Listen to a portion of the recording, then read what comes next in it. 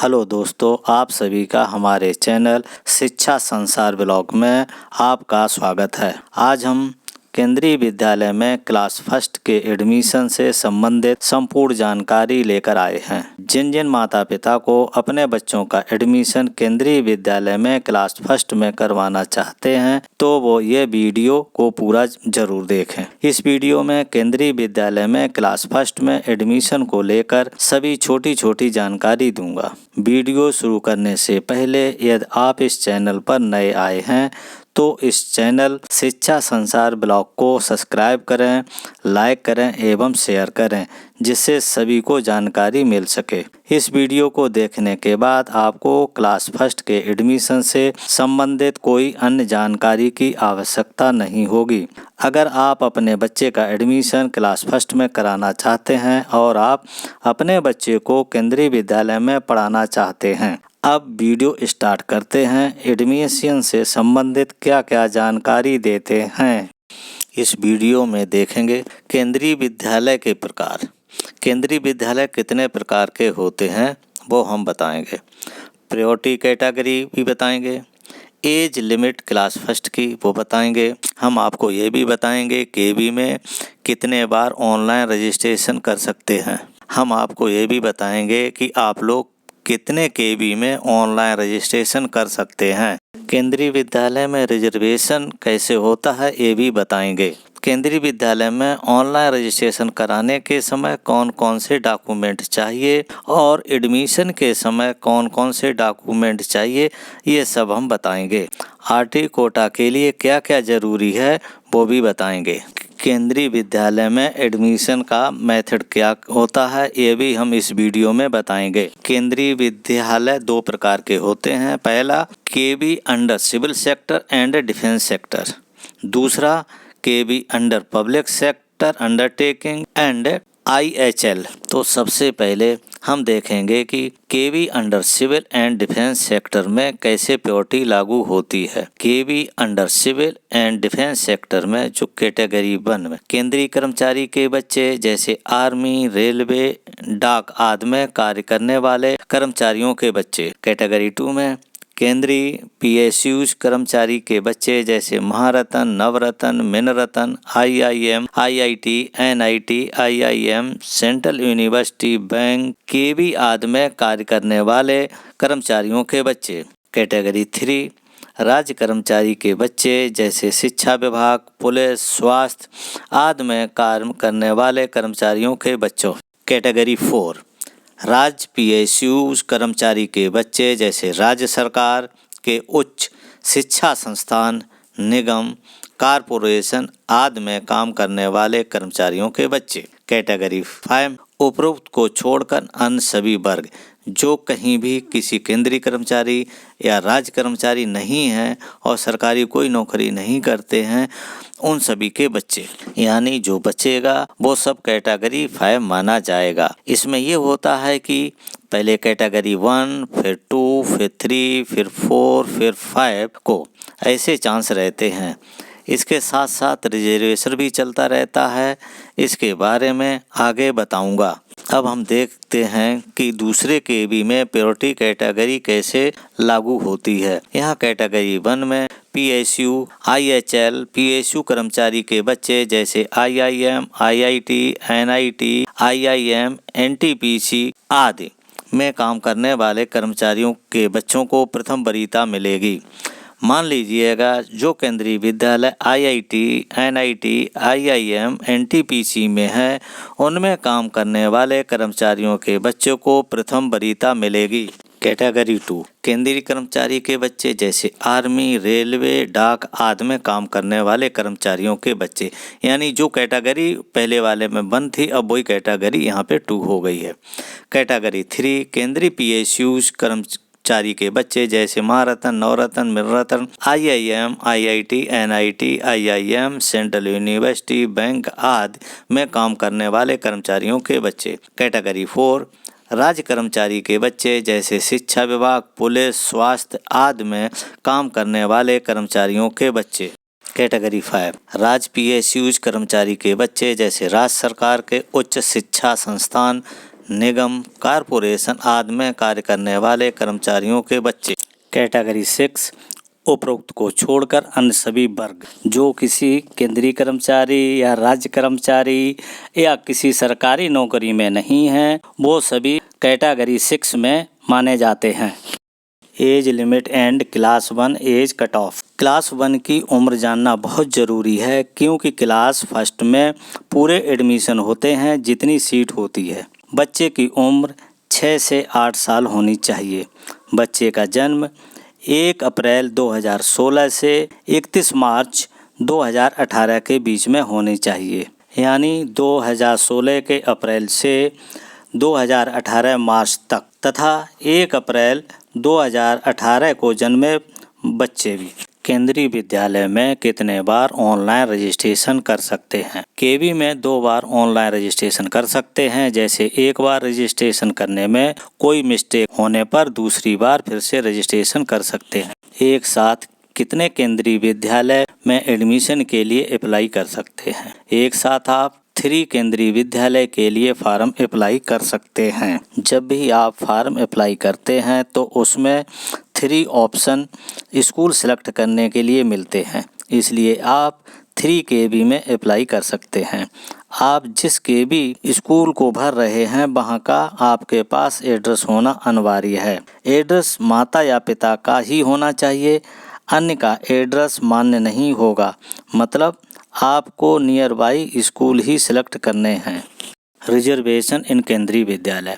Schedule caste यानी अनुसूचित जाति 15%, शेड्यूल ट्राइब्स यानी अनुसूचित जनजाति 7.5%, ओबीसी एनसीएल यानी पिछड़ी जाति जिनकी आमदनी 6 लाख रुपए से कम होती है, पीडब्ल्यूडी यानी दिव्यांग इनका 3% है, आरटीई 25%, सिंगल गर्ल चाइल्ड पर section 2 seat. Document for online registration. Online registration के लिए आपको क्या क्या डॉक्यूमेंट चाहिए? बच्चे का जन्म प्रमाण पत्र यानी बर्थ सर्टिफिकेट। बर्थ सर्टिफिकेट अगर आपके पास नहीं है तो आप बनवा लीजिएगा। ये प्रमाण पत्र ऑनलाइन बनता है, टाउन एरिया, नगर निगम और तहसील से बनता है। बच्चे का पासपोर्ट साइज का फोटो, वंचित समूह और कम आय का प्रमाण पत्र। केवल फॉर्म में डिटेल भरने के लिए मोबाइल नंबर और email ID, valid mobile number और ईमेल आईडी। कुछ माता पिता क्या करते हैं, दूसरे का मोबाइल नंबर और ईमेल आईडी दे देते हैं। Document for admission. बच्चे का जन्म प्रमाण पत्र यानी बर्थ सर्टिफिकेट, बच्चे का फोटो यानी पासपोर्ट साइज का फोटो, पते का प्रमाण पत्र यानी एड्रेस प्रूफ, जाति प्रमाण पत्र यानी कास्ट सर्टिफिकेट, सर्विस प्रमाण पत्र यानी सर्विस सर्टिफिकेट। जो माता पिता सरकारी सर्विस में हैं उनका सर्विस सर्टिफिकेट भी होना चाहिए, अगर नहीं है तो बनवा लें। स्थानांतरण प्रमाण पत्र यानी ट्रांसफ़र सर्टिफिकेट। जिन बच्चों के माता पिता सरकारी सर्विस में हैं उन्हें सर्विस सर्टिफिकेट बनवा लेना चाहिए। ट्रांसफ़र कहां से कहां हुआ, कब हुआ है, ये पिछले 7 साल में हुए ट्रांसफ़र कितने हुए हैं अवश्य लिखे होने चाहिए। दूरी का प्रमाण पत्र यानी डिस्टेंस सर्टिफिकेट। अगर आप आरटी कोटा का लाभ लेना चाहते हैं तो आपको ये प्रमाण पत्र देना होगा कि आप शहरी क्षेत्र में रहते हैं तो आपका घर स्कूल से 5 किलोमीटर की दूरी पर, अगर आप ग्रामीण क्षेत्र में रहते हैं और विद्यालय भी ग्रामीण क्षेत्र में है तो आपके घर की दूरी विद्यालय से 8 किलोमीटर से कम होनी चाहिए। ये प्रमाण पत्र देना होगा। ये प्रमाण पत्र आपको सादे कागज पर लिखकर देना होगा। अगर आप आरटी कोटे का लाभ लेना नहीं चाहते हैं तो इस प्रमाण पत्र की कोई आवश्यकता नहीं है। SGC यानी सिंगल गर्ल्स चाइल्ड एफिडेविट और पीडब्ल्यूडी, ब्लड ग्रुप, आधार कार्ड। सिंगल गर्ल्स चाइल्ड का एफिडेविट देना होगा। अगर आपके पास नहीं है तो क्लास फर्स्ट मजिस्ट्रेट द्वारा अपने जिला या तहसील से बनवा सकते हैं। यह प्रमाण पत्र भी जमा करना होगा। पीडब्ल्यूडी यानी दिव्यांग। जो बच्चे दिव्यांग हैं उनको पीडब्ल्यूडी का सर्टिफिकेट जमा करना होगा। बच्चे का ब्लड ग्रुप, आधार कार्ड भी जमा करना होगा।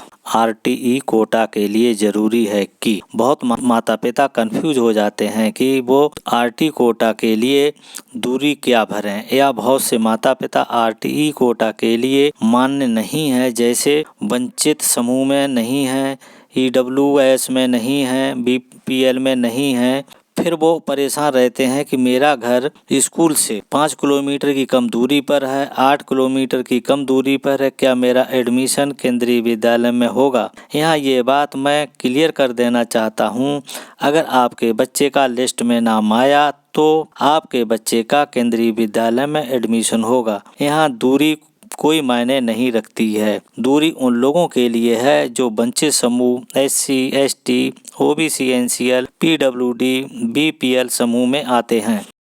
RTE कोटा के लिए जरूरी डॉक्यूमेंट: वंचित समूह प्रमाण पत्र, डिसएडवांटेज सर्टिफिकेट, या आप SC, ST, OBC, NCL, PWD, BPL का प्रमाण पत्र होना चाहिए। कमजोर आय वर्ग प्रमाण पत्र, लो इनकम सर्टिफिकेट, आपके पास EWS या BPL का प्रमाण पत्र होना चाहिए। दूरी प्रमाण पत्र, डिस्टेंस सर्टिफिकेट, आपको दूरी का प्रमाण पत्र भी देना होगा कि आपका घर केंद्रीय विद्यालय से 5 किलोमीटर से कम दूरी पर है।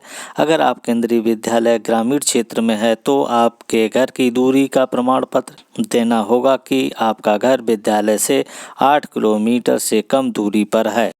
SC, ST, OBC, PWD, EWS, BPL, SGC कैसे चुने? बहुत से माता पिता कंफ्यूज हो जाते हैं कि एक साथ कौन कौन से चुने। जो आपके ऊपर लागू होता है वे सभी चुने।